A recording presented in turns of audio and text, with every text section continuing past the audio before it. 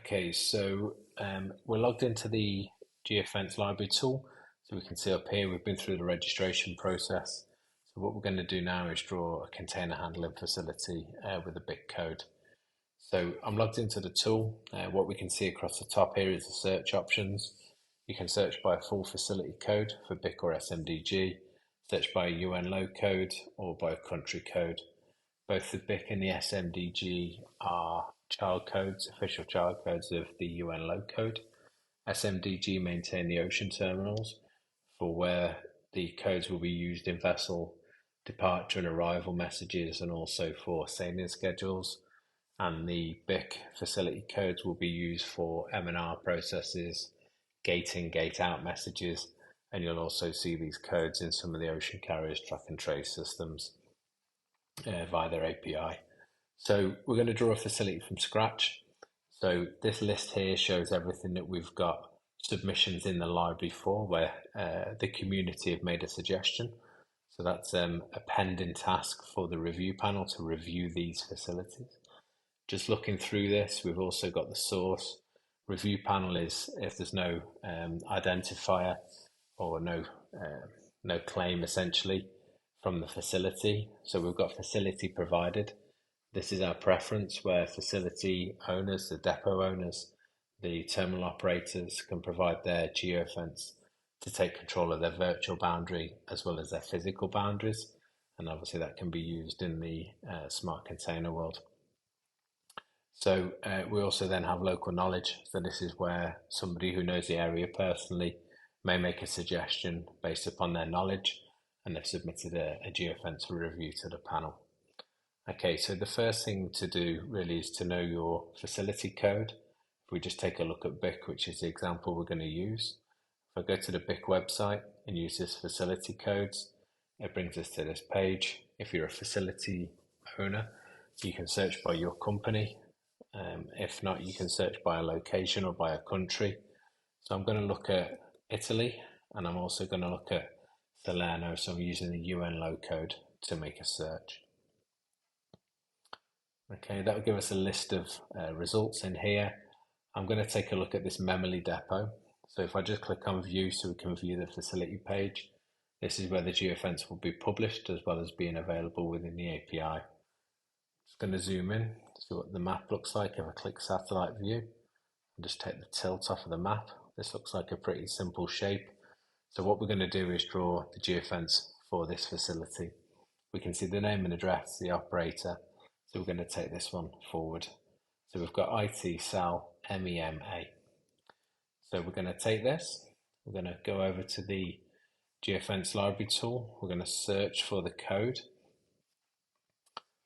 Okay, so I'm going to put myself in the shoes of being a facility owner. If this was my depot. So what I can see here now is I've searched for the code. It shows here there's no geofence request found. That essentially means that we've not got any pending requests for the review panel to action and go through, or that we've got a geofence for that facility already which has been approved, so there's no open pending requests. So what we're going to do, look down here where it's saying did you mean? This is checking the BIC and the SMDG code list. It's found a match in the BIC code list for IT Cell MEMA. We click on view details. We'll see a similar view to the BIC website. We can zoom in and use the map, change to satellite view. We can make it full screen, and we can use street view and other things. We can see the address details that we saw before. So scrolling down here, what we now see is this draw the geofence box. We don't have any third-party suggestions for this, which you'll see in another section. So we're going to draw from scratch. If I click on this GeoJSON link here, this takes us to the GeoJSON website. Now, when this pops up, it's important that you always click cancel, because otherwise it may retrieve geofences that you've been drawing previously. And if you're submitting a number of geofences, we can end up repeating previous facilities. So it's important that your code on the right hand side looks like this, where it's just the feature collection with no features.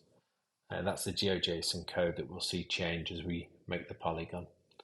Now, because we've come from the facility code library, it's taken the coordinates. So if I zoom in, you'll see that this facility looks pretty familiar to what we saw earlier. So what I'm going to do is just basically draw around the facility. Now there's a couple of different options down here. The one that we're really interested in is this draw polygon tool. Depots and terminals are complex shapes, they're never perfect circles or squares. It's always more of a complicated shape. So we need to use this polygon tool. So I'll click on this. What I can start to do now is essentially draw around the boundary of that facility.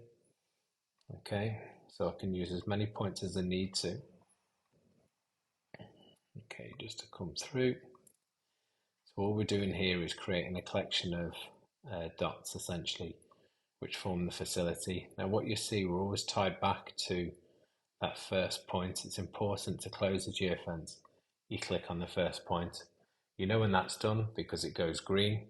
If you've made some mistakes, you can click on this edit tool here and you'll see the dots appear. Now what you can do is click on the line and you'll see these other orange dots appear. That allows you to click on those and add a new dot. If you need to move a dot, you can click it and drag. Okay, so it's quite easy to adjust the geofence as you need to. When you're finished, always click save. Okay, we just need to go back here. I've got to click copy. This button here is a copy button. So what we're going to do is click copy. We'll pop back to the Geofence library. Okay, we're going to go to this box, click on paste. Okay, now what we'll see is the view of the facility that we've just drawn. Google sometimes puts the tilt on the camera. We can click this button to remove it. And if I zoom in, I'm just going to blow this up full screen so it's a little bit cleaner. Right, so this looks like a pretty good representation of the facility. There's maybe some adjustments here just around this other container area here, but it's a little bit unclear where that is. But what we're going to do, we're going to make a submission based on the suggestion that I'm making here. Okay, so we have this in here. We can look down this list, we can see the GeoJSON, but importantly, we've got this section. What knowledge was this geofence based on? If you're the facility owner, it's very useful to be able to click facility provided. It allows us to keep you informed if there's other change requests, and it also helps us in the approval process. The review panel will see the domain name that you've registered with. They'll be able to link that to the facility and understand that this request did indeed come from the facility itself. That speeds up the process quite a lot for us.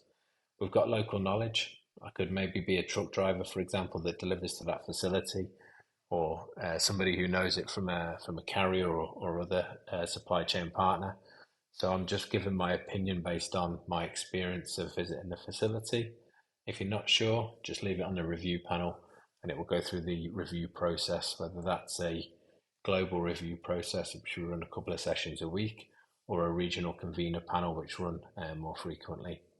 If you've got any remarks, you can make the remarks in there. That's useful for the review panel. So please feel free, but it is completely optional. You'll see here I don't have permission to approve the geofence. That's reserved for conveners. They're the people who essentially form consensus in the review panel and then can publish it. So as soon as they click on that button, that will be available on the BIC website, and it will also be available in the API. So in this case, I'm just going to request the geofence. Okay, we're going to click OK. The page will just reload, it takes a second. And we can see down here that we've got that facility. It was requested by David. We don't give any other details apart from the date, time, any remarks and the trust marker. And I can obviously take a look at that in the map as we just did. Okay, if we needed to make adjustments to this, we can copy the geofence, or we wanted to use one of these as a base. We can copy the geofence, go to GeoJSON, and just as we did before, edit the facility. You'll see up here there's no geofence. If we do have an approved geofence, that will be shown on this screen here, and you'll be able to see what the geofence looks like, along with the version number, which we'll show here. Okay, so in this case, we're going to leave this now for the review panel to review and make a decision on for that facility. So we'll pass that over to them. So that's how we create a geofence from scratch.